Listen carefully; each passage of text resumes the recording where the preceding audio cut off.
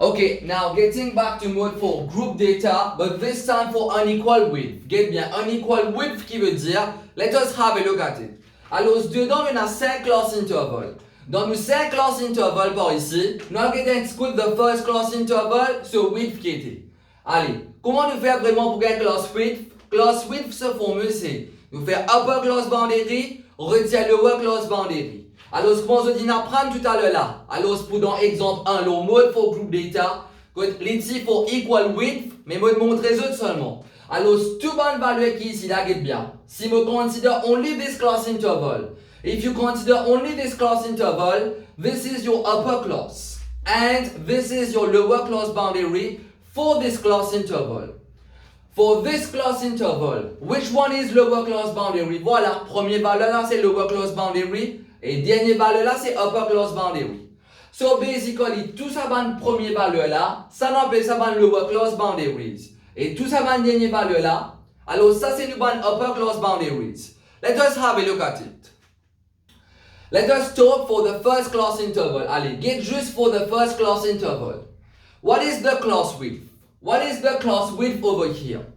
Ceux qui n'apprennent la formule. Class width, ce formule c'est quoi? Class width, ce formule, c'est upper class boundary, retirer lower class boundary. Allez, upper class boundary, retirer lower class boundary. What is upper class boundary over here? C'est 25. Retirer lower class boundary, c'est combien? C'est 15. Allez, 25 retirer 15. Cela vous donne 10. Nous regardons un coup de part ici. Upper class boundary, c'est 30. Lower class boundary, c'est 25. Allez, faire class width. 30 retirer 25. Class width veut dire upper class retire lower class. Allez, nous faire class width par ici. Upper class c'est 30, retire lower class qui est 25. 30 retirer 25, cela vous donne combien? Cela vous donne que 5 vous autres. Alors, cela veut dire quoi là? Si cela vous donne que 5 par ici, ça veut dire l'iso class width c'est 10, l'iso class width c'est 5, mais vous autres. Définitivement, là, même là, we don't need to go further. Est-ce qu'ils sont d'accord avec moi pour sa partie-là? We don't even need to go further over here. Parce que ici c'est 10, ici c'est 5. Mais ça veut dire en d'autres mots, they are of unequal class width. So, bien ces idées-là, these are of unequal class width. Ça veut dire en d'autres mots, sa question-là, c'est une question là, model class for group data. Je suis tout d'accord que le fait que nous n'avons pas de class intervals, le fait qu'il n'y a pas de class intervals veut dire qu'il y a des groupes data. Maintenant, le fait qu'il n'y a pas de cause mode veut dire qu'il n'y a pas de cause model class. Je peux essayer bien par ici là. Ça veut dire là, nous pas cause model, là nous pas cause model class. Let us have a look at it. Mais vous autres, quel type de model class ça? Moi, je vais apprendre tout à l'heure là. On finit dans nous en termes de band notes. Alors, on a deux types. On a un type code. Alors, voilà. On a un type code quand les même class width. Quand les même class width, alors voilà, laquelle qui gagnant, c'est the one with the highest frequency. Mais le fait que par ici, alors je suis tout d'accord que les class width in tombe 10, les class width in tombe 5, les class width in tombe 5, les class width c'est 10, les class width c'est 15. Alors le fait que tout ma class width là n'est pas pareil, ça veut dire ça, c'est une question le model class for unequal width. And whenever the class intervals are of unequal width, the model class is not the class interval with the highest frequency, but it is the class interval with the highest frequency density. Mon dire la même chose au point de coûte. Tout le temps comme un class width là, je ne pas pareil, comment la ligne tombe 5, désolé, comment la ligne tombe 10, la ligne tombe 5, la ligne tombe 5, la ligne tombe 10, la ligne tombe 15, le fait que ma class width là, je ne pas être égal, je ne pas pareil, ça veut dire que ça, c'est un exemple sur un equal class width. And whenever you have to find model class for unequal class width, alors voilà, qui je bien faire là, the model class is not going to be the one with the highest frequency, par exemple dans exemple 1, mais il peut be the one with the highest frequency density. Okay, it's good. And what is formula for frequency density? Formula for frequency density, comme on finit mettez dans une table notes par ici. Alors voilà, is frequency upon class width. Mon réexplique là pour une coup parce que moi pas vraiment satisfait. Attention qui comme quoi, et nos élèves est toujours perdu. quand vraiment on fait frequency density, alors que quand comme quoi, alors mobile class interval, alors they are of unequal class width. Le fait qu'il y a une class width là, est unequal, then you have to use frequency density. Parce que pourquoi nous pouvons servir frequency density pour qu'on modèle class ça. Frequency, pas pour capable, nous pas capable de dire 1. Regarde comment ici là. Allez, ça là qui plus fort, 15. Pas parce que 15 plus fort que veut dire lui qui peut sortir modèle class, non. Si tous les banques class interval si pareil, les là vraiment lui qui peut sortir gagnant parce que ce fréquence c'est plus fort. Mais ça c'est provided que the class intervals are of equal width. Mais là le fait que the class intervals they are not of equal width, alors voilà, we have to go through frequency density. What is formula for frequency density? Is frequency upon class width. Alors ce qui nous besoin faire premièrement, nous besoin faire une colonne qui appelle class width. Voilà. Nous besoin faire une colonne qui appelle class width et class width se formule c'est upper class boundary minus lower class boundary. Voilà. Upper class minus lower class boundary. Let us have a look at it. Allez, premier là qui nous dit besoin faire pour class width, upper class boundary c'est combien? C'est 25.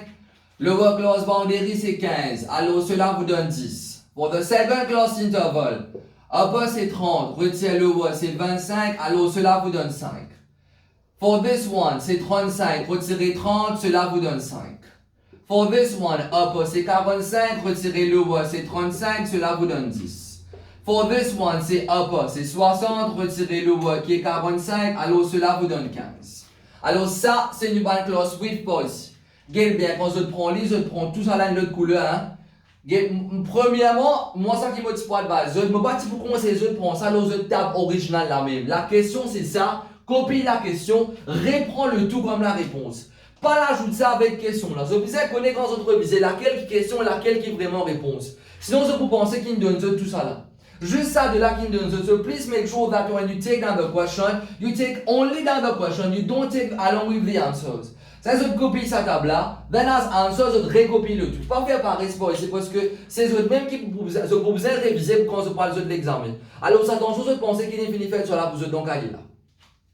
So this is class width. Et voilà, comme on disait tout à l'heure là. Alors, ce qui fait numéro de class width, parce qu'il y a quelque chose qui appelle frequency, il y a quelque chose qui appelle frequency density. Et frequency density se formule c'est quoi? Alors, frequency density se formule c'est frequency divisé par. Alors, c'est frequency divisé par class width. Ça, c'est une formule de frequency density. Alors, ce qui est bien, là, nous pouvons faire une colonne pour nous frequency density. Nous pas besoin de faire frequency de class width. Un bon mon écrit, juste un frequency density. C'est tout. Allez, for the first class interval, nous avons class interval par class interval. Allez, for the first class interval, ce frequency c'est combien? C'est 5. Divise par ce class width c'est combien? C'est 10. Alors c'est 0.5. Pour deuxième là, ce fréquence c'est combien? C'est 7. Divisé par 5. Alors voilà, c'est 1.4. For this one, frequency c'est combien? For this class interval, frequency c'est 10. Divise par class width qui est 5, cela vous donne 2. For this one, alors frequency c'est 13. Et voilà, class width c'est combien? C'est 10. Alors cela vous donne 1.3. For this one, frequency c'est 15. Class width c'est 15. Alors frequency density c'est quoi? Frequency density c'est frequency sur class width. Alors c'est 15 sur 15. Cela vous donne. Alors cela vous donne 1. Ok, it's good. Qui fait nous besoin de faire tout ça là? Parce que tout le temps, écoute bien, vous pas il y a quelques fois, mais c'est parce que tout le temps, quand the class interval, they are of unequal class width, est-ce qu'ils sont tout d'accord que ma class width là, les différents par ici, le fait qui comme quoi, alors this question is about group data with unequal class width. Whenever your class width are unequal, the model class is not going to be the one with the highest frequency, it's going to be the one with the highest frequency density. Allez, dis-moi ça de même. Laquelle frequency density qui est plus fort là? Get bien. Frequency density qui est plus fort, c'est le numéro 2. Donc tout ça, man, valeur là, c'est le numéro 2 qui est plus fort. Ça veut dire, en d'autres mots, c'est ça qui gagnant. Et non pas ça, n'a la get bien. I hope you can see this clearly over here, get bien. C'est nous to go. if ever you go by the one with the highest frequency, if ever you go by the one with the highest frequency, then this will be the winner. Je peux saisir-moi par ici là. If you go by the one with the highest frequency, then this one will be the winner.